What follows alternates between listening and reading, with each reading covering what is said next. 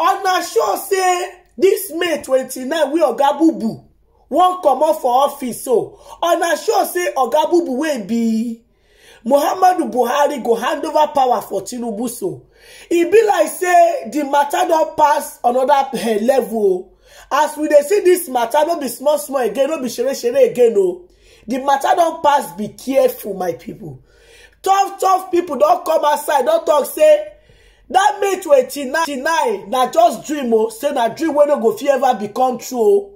Say na just dream, na Oga Tinubu dey dream, oh. No be small thing, oh. They don't drag Tinubu for leg, so table leg don't break, oh. Where Tinubu put eye road, no pass there, oh. My people, make una go watch the video. Make una see wetin they don't use Tinubu eye see for inside this video. It go shock una, my people. In appointing INEC resident electoral commissioners to ensure only competent and patriotic Nigerians head the commission's state offices across the nation, as some of the challenges encountered during the elections, particularly the use of beavers and RF porters, were caused more by human factors than the equipment. More importantly, the Commission must be transparent and upholds its neutrality and integrity as the electoral empire and discharge its duties without fear or favor, as only INEC will be held responsible and accountable for the success and otherwise of the elections it conducted. IPAC urges the judiciary to be decisive and uphold the rule of law in adjudicating on various election petitions before it as the last hope of all aggrieved citizens, aware that time is of the essence and justice delayed is justice denied. All stolen mandates must be retrieved to uphold the sanctity of the ballot box. Council condemns in strong terms violence, killings, arson, kidnapping of electoral officers, intimidation and suppression of voters that characterized the 2023 general election. They are outrageous, despicable, and unacceptable in the quest for sustainable democracy in Nigeria, and must be stopped forthwith. Vote buying, snatching of ballot papers, and boxes remain the bane of the nation's electoral process. Accordingly, Council demands that the immediate prosecution of electoral offenders and their sponsors to serve as a deterrent to those who desire to subvert the will of the people.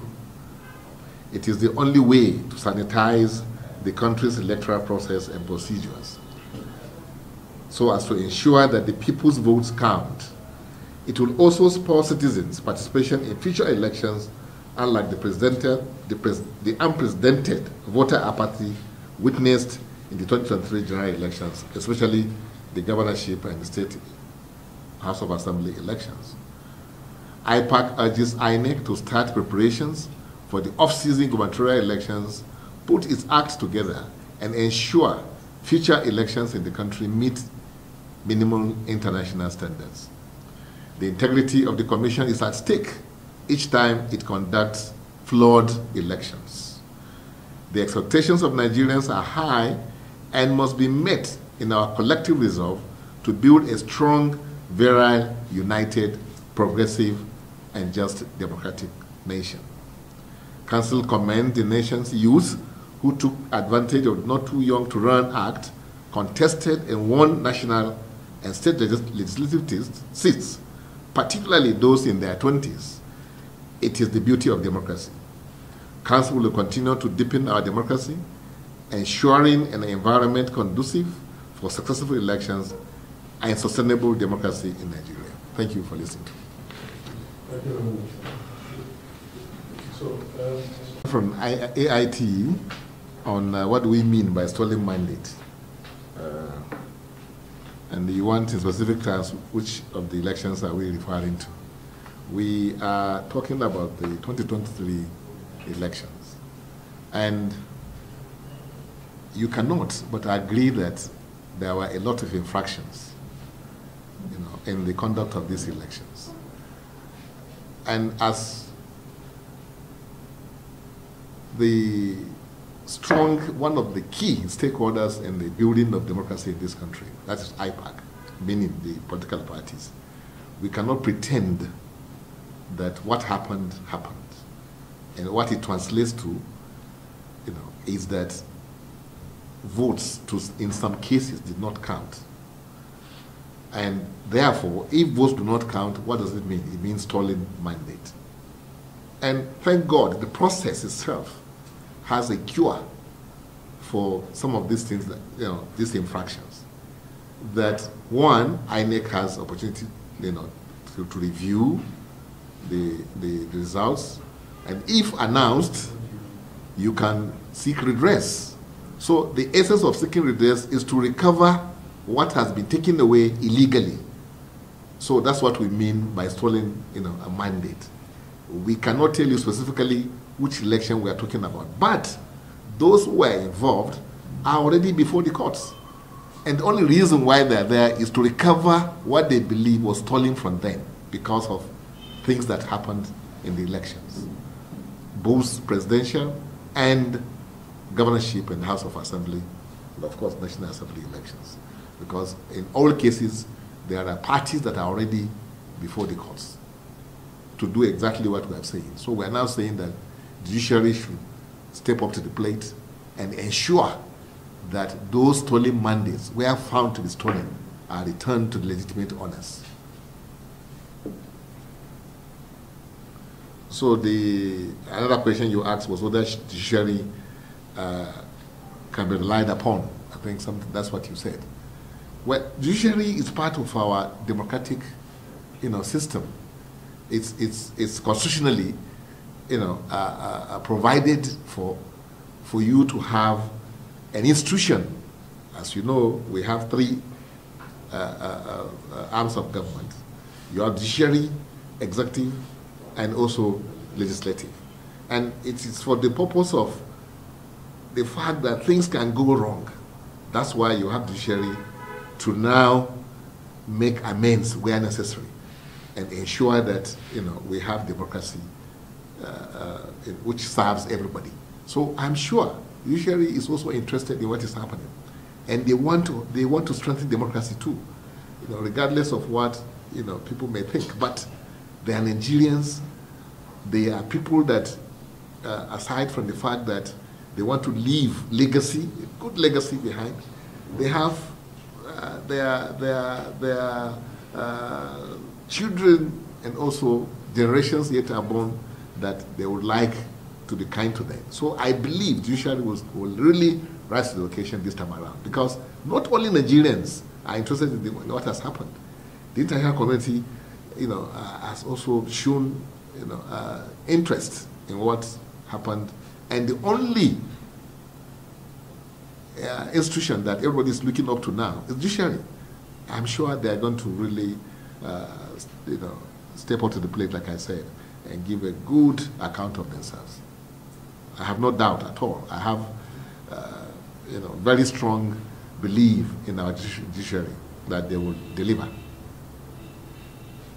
Vanguard asked whether the observers, what people say about the election, vote buying and violence characterize this election, and therefore, what do we think? Well, I'm sure a whole act is in the making to address some of these issues, which is the Electoral Offences Commission Act that is before the National Assembly. And not only that, we also have the civil society groups. You have political parties, leaders like ourselves. We have you, the pressmen, that are not happy about what happened. That we are still yet to move the needle as far as vote buying and violence is concerned in elections in this country. And the only way it can be dealt with is through this interaction, through people talking about it, taking steps. Like I said, the National Assembly is already taking steps through the act, that Electoral Offences Commission, Act, that I believe will also come to effectively, put this thing in proper perspective and perhaps, solve the problems for us to a very large extent. And then don't also forget that I don't think there's any country in the world today where elections take place without one infraction or the other. So it is not peculiar to us. But what is perhaps not happening in our own climate is the fact that we are not able to fight this thing effectively as we should have. And we all know one of the reasons. One of the reasons is that you have what you call the power of incumbency, which we are battling with. A situation where you have all the agencies that we are looking up to for free, fair, credible election appointed by one individual, who is the Mr. President, who belongs to a party that is interested in the elections. So this is why we have a problem with fighting vote buying, fighting violence, fighting impunity in the system. But again, it's a process, like we said. Democracy is not a destination. It's a journey. We're already in that journey. All these things happening are things that will strengthen democracy so that we don't throw away the baby with the bathwater. These things are not peculiar to us, like I said. But there are issues that are there, fundamental issues like the one I have mentioned, where the INEC chairman, the Inspector General of Police, the DSS, all the agencies you want to perform are accountable to one individual. So this is the problem. We must address it.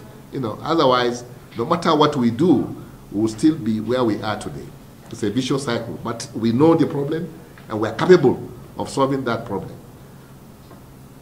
The man for Guardian, asked a question about the protests as regards the chairman of INEC being responsible, resignation. Well, the fact of the matter is that, like somebody says, when elections are taking place, even if you are running for the office of the governorship or president or whatever, you are running for the office of the man that will have to accept all the blames. If you are the head of an institution, whatever happens, of course, you are the one that will be blamed for it. So those who are asking for the head of the chairman of INEC, yes, out of frustration. My people, now the video now on a new watch finish. So on a see what happen for inside the video. Alright, my people, I would like to end the video for you. Make una let me know what you wanna think for the comment section. And if una never subscribe, make una subscribe so that I don't go miss any latest gist way I upload. And bye bye till I come on away next time. Bye guys, catch you in my next video. Bye guys.